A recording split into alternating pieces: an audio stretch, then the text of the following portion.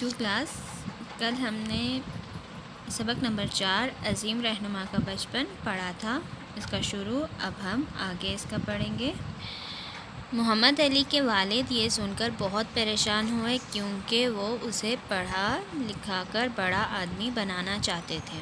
کون سی بات بچوں؟ ہم لوگوں نے کل پڑھا بھی تھا کہ وہ پڑھنا نہیں چاہتے تھے، کام کرنا چاہتے تھے. ٹھیک ہے نا؟ تو یہ سن کر ان کے ابو غصہ ہو گئے. ابھی اگر آپ لوگ کہو گے تو آپ کے بھی بابا پریشان ہو جائیں گے نا اسی طریقے سے.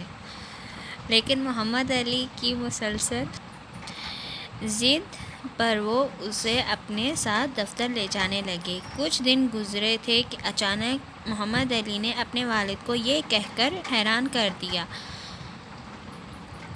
ابا جان، مجھے دفتر میں کام کرنا پسند نہیں ہے.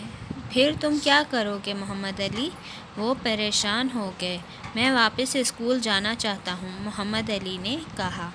والد نے کہا: دیکھو بیٹا، زندگی کو سمجھنے کے 2 ہی راستے ہیں. ابا جان، وہ کون کون سے ہیں؟ محمد علی نے پوچھا.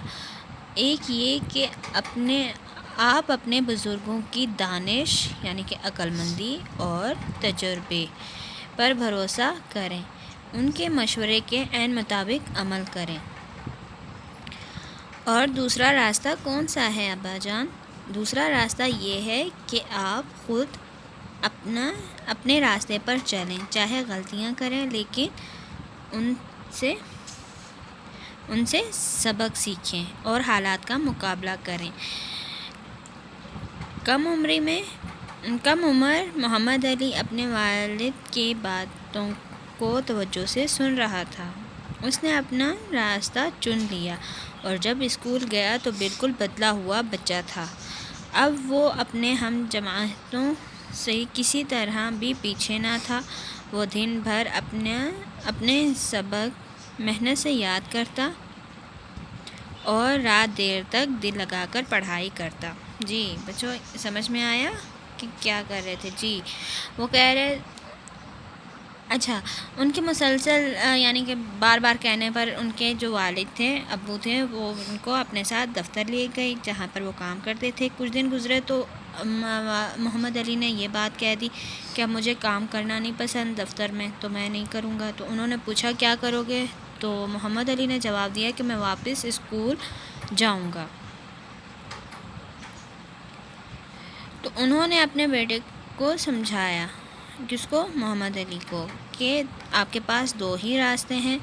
تو اس نے پوچھا کہ کون کون سے؟ تو ابا جان نے یہ جواب دیا تھا کہ ایک اپنے آپ کو بزرگوں کی دانش یعنی کہ عقل، سمجھ اور تجربے جو انہوں نے کوشش کی پر بھروسہ کریں، ان کے مشورے کے عین مطابق عمل کریں یعنی کہ اس پر کام کرو. اور دوسرا یہ کہ دوسرا جو راستہ ہے وہ آپ خود چنو کہ اس راستے پر چلنا ہے، چاہے غلطیاں کرو اور ان سے سبق حاصل کرنا ہے آپ نے. ٹھیک ہے؟ بہت کم عمر تھی ان کی محمد علی کی، تو وہ اپنے والد کو باتوں کو توجہ سے سن رہے تھے. تو انہوں نے اپنا راستہ چن لیا تھا. وہ اسکول جب گئے تو بالکل بدلے ہوئے بچے تھے.